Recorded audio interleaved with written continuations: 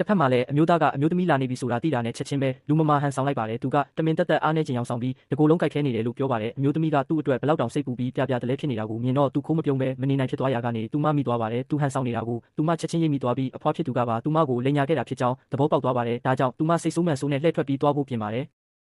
အမျိုးသားကလှမ်းမိလိုက်ဖို့စူးစမ်းရင်းအရှိန်လွန်လဲကြပြီးဒူးနာသွားပါတယ်ဒါကိုမြင်တော့အမျိုးသမီးကသူ့ကိုအမြန်တွဲထူလိုက်ပြီးမှသူဘလောက်တောင်ပိန်ကျသွားလဲဆိုတာကိုသတိပြုမိသွားပါတယ်အခွင့်ကောင်းချိန်ခါကိုမြင်လိုက်တဲ့အတွက်အိမ်စီဦးကချက်ချင်းပဲဝင်ပြောပါတော့တဲ့အမျိုးသားဟာသူ့မထွက်သွားကြတဲ့ကထမင်းကောင်းကောင်းမစားခဲ့ကြောင်းနဲ့အခုဆိုတကယ်ပဲဒေဝါလီခံလိုက်ရပြီဖြစ်ကြောင်းပြောပါတယ်ဗီလာအင်ကြီးတဲကအစီခံတွေအားလုံးကိုလည်းမကြခင်အလုတ်ထုတ်တော့မှာဖြစ်ပါတယ်